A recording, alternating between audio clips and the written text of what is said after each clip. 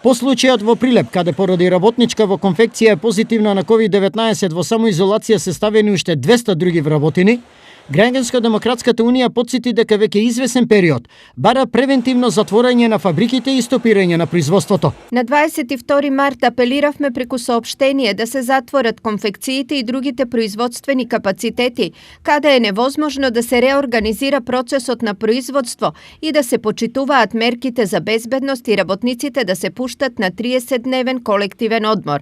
Се во ова со цел да се спречи ширењето на вирусот, имајќи предвид дека во производствени хали работат многу луѓе без да имаат безбедна дистанца еден помеѓу друг и исто така со одветна опрема за заштита.